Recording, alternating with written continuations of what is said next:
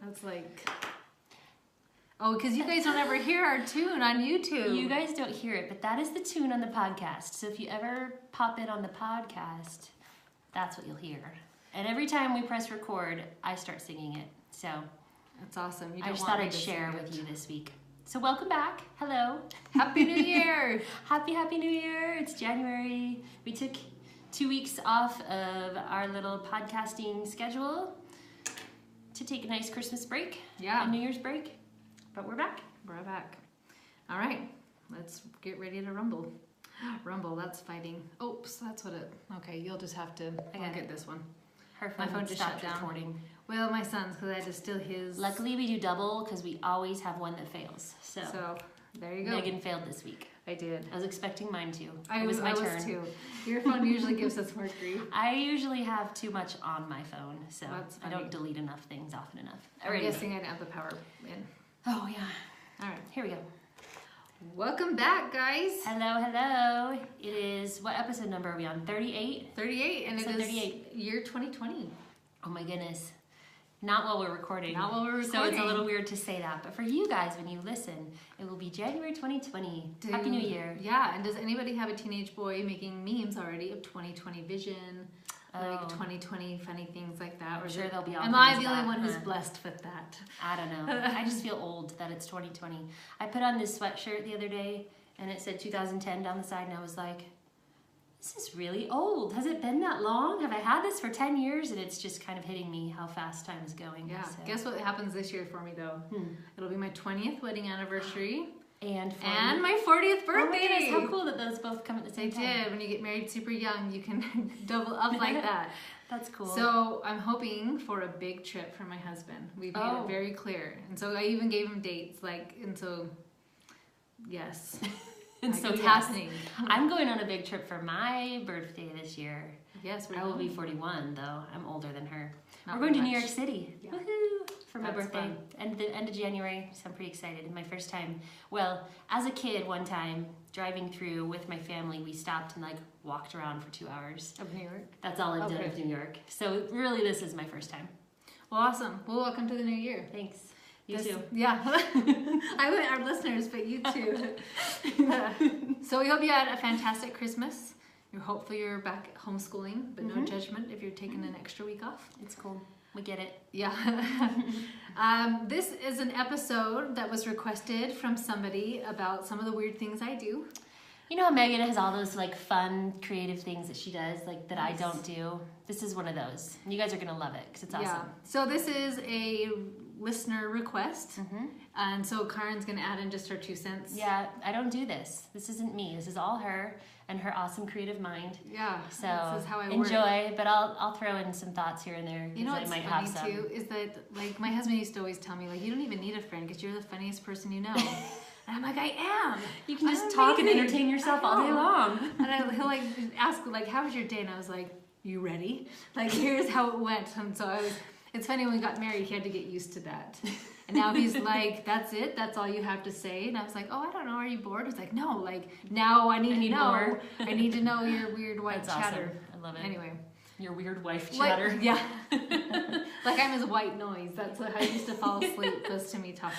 That's hilarious. Anyway. So yeah, we're going to talk today about Megan's Battle of the Brains. Battle of the Brains! Woo-hoo. We have a theme. That's the theme It's song. like Stadium of Fire. It is. It's totally a ripoff. I was going to tell you that. If you live in Utah, you'll know what we're talking about. Because we go, your brains get brainier and brainier. Oh my gosh. Battle of the Brains. That is what it's called. Karen is such a good sport. I love you. So She anyways. keeps giving me the giggles. I know. All right. You're easily amused. I guess. I laugh easily. Okay, so what is Battle of the Brains? It is my end of the term party.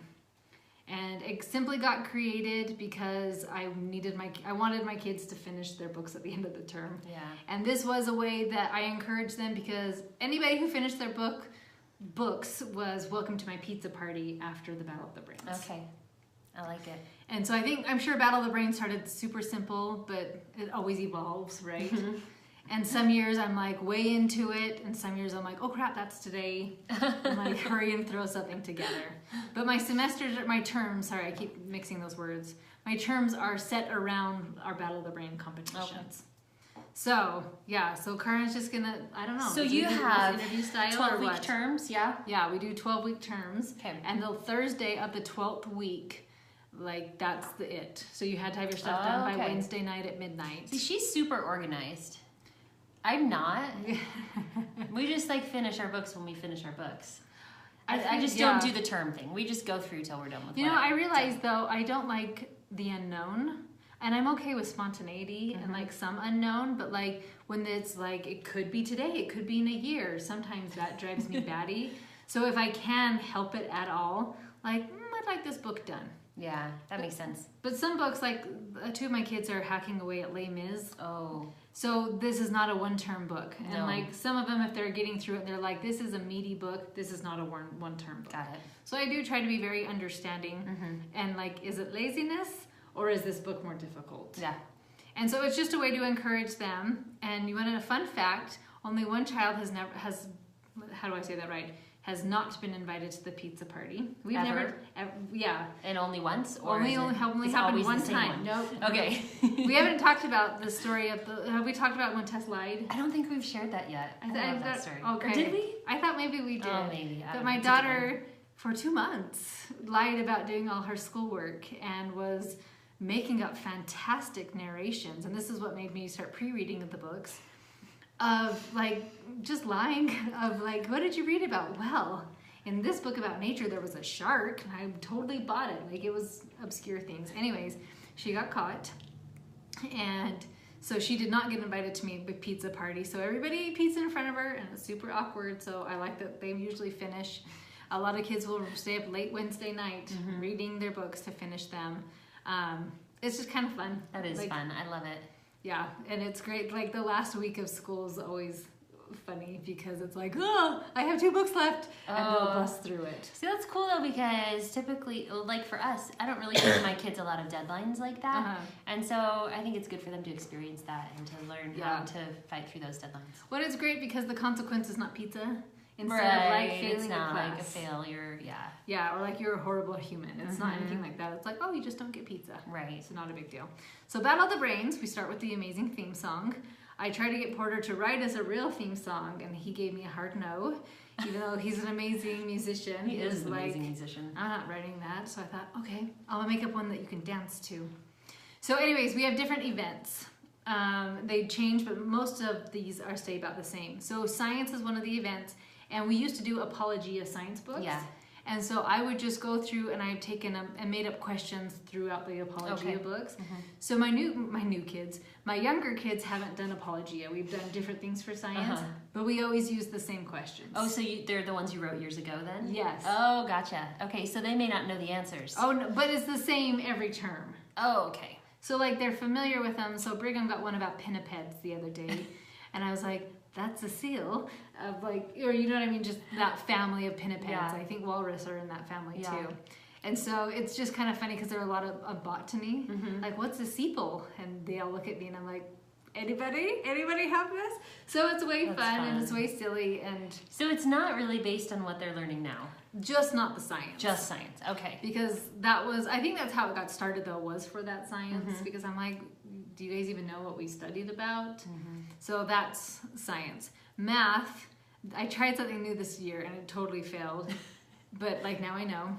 I gave everybody a different multiplication problem based on their skill. Okay. And so only my 3 kids competed. Bella and Porter said they were going to, and totally decided to be responsible and go do their college schoolwork instead. I was like, you choose today to be responsible? Oh, that's funny. But so they were like, we want to get our stuff done before Thanksgiving. So they decided to do their college schoolwork instead. Probably a good decision. I know, but I was sad. like, really? But Bella came and competed with the science game with us. Oh, good. And Porter ate pizza with us. The basics, the essentials. But I gave everybody a multiplication problem, and so Brigham's was like a 3-digit number times a 2-digit number. Okay. And Tessa's was like a 5 with a 2-digit number. Joshy is a math whiz, and I gave him a humongous number. So it was whoever turned it in first right. Okay. And so Josh wasn't even halfway done, and they were done. Poor I was guy. like, oh, I didn't think that one through. But I've done math pages, just like a worksheet, and I've printed it, and we've done different things where, like, the younger you are, the more time you have. Okay. So maybe it's a simpler, or like younger ones got addition, and the other kids got division. Right. So just always something simple with math. Vocabulary, this one's way fun. We have, I don't know what the book's actually called, vocabulary cartoons. Oh yeah. Do you we have those? that book. Those are fun. Okay, so I love those. each week, because we just call it Vocab So Fab, so I couldn't remember what it was Vocab called. So Fab. Of course. Of course. Is it? Yes, vocabulary, vocabulary cartoons. And it has By a word. Sam Birchers and Yes. Brian Birchers as well. So we've done both. These are fun little books to help kids just learn vocabulary in a really creative way. Yeah, so during school. Good for like SAT prep and stuff.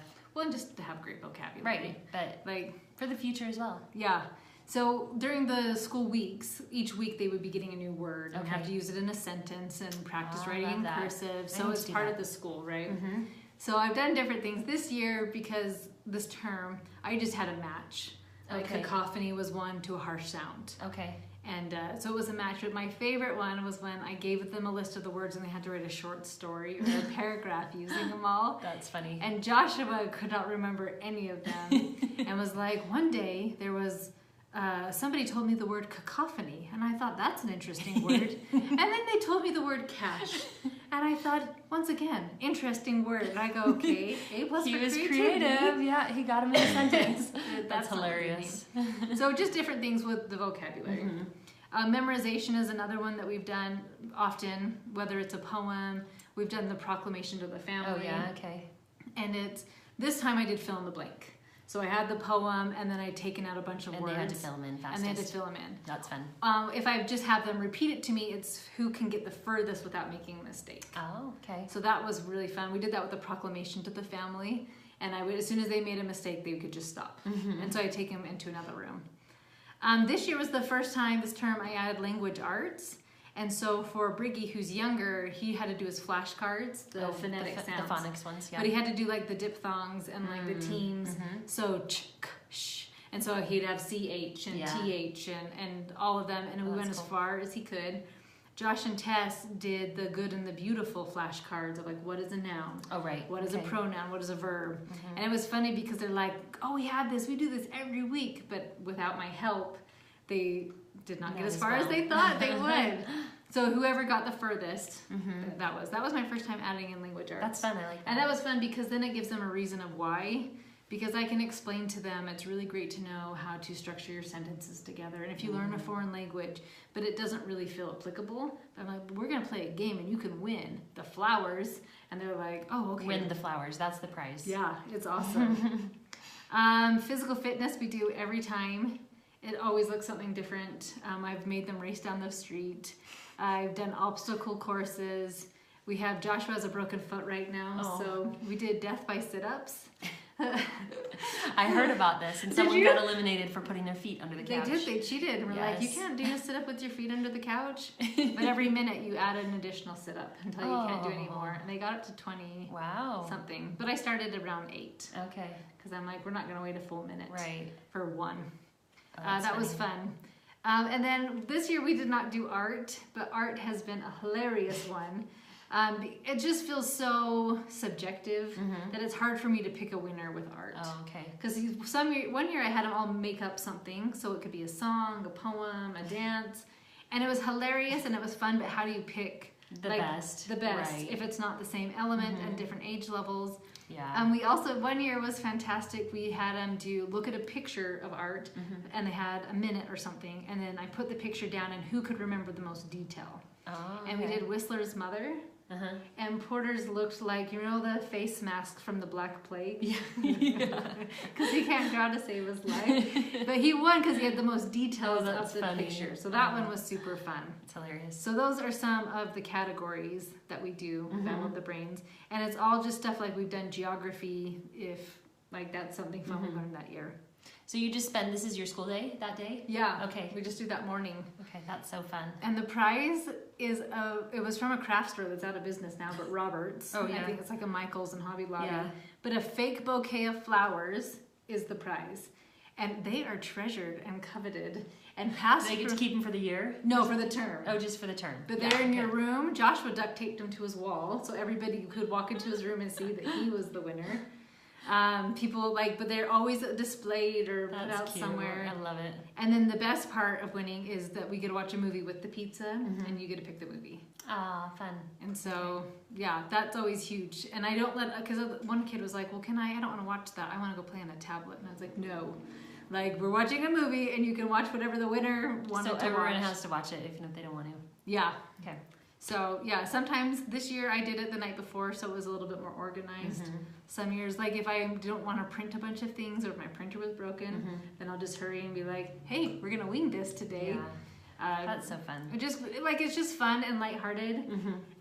So on the side note, because I'm having a ton of fun, most of my kids are having a ton of fun, but my 8-year-old, we've talked about, does not have a ton of fun. He is super competitive, and he always wants to win, and when he doesn't, he cries. Oh, yeah.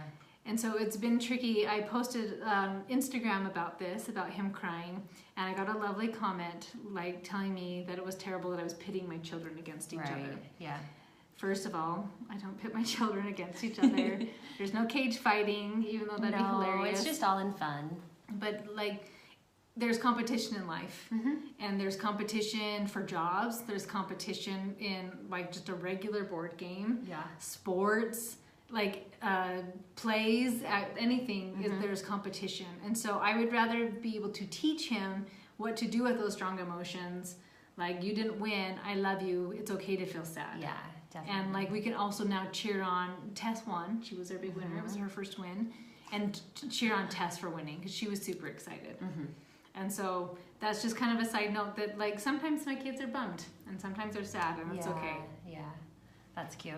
Yeah. Well, so fun. So your that's kids about probably the really brains. look forward to that. They do. Yeah. And Ethan goes to school twice a week, and he goes on Thursdays, and he was like, really, you're going to do it while I'm gone? And so he was kind of bummed.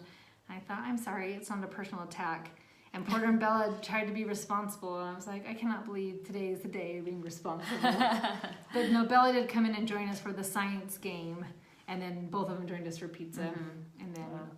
Yeah. So anyway, it's just way fun. But really, it's just about having a good time, reviewing what we've learned that semester.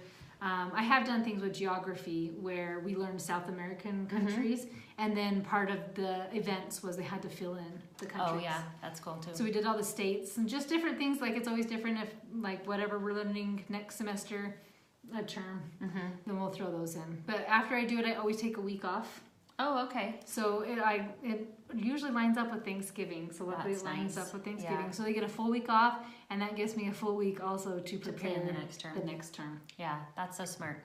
What a great thing. So yeah, if you guys have any other questions about something we do and you'd like a full episode about it, just let us know. Yeah, and we'd also love to hear from you. What do you do to celebrate the end of a term or semester or the end of the school year in your home? Share your ideas with us in comments of Instagram or Facebook or wherever you're following us, and we'd love to hear from you as well. That's awesome. All right, guys, have a lovely day. Thank you so much for listening. Bye-bye.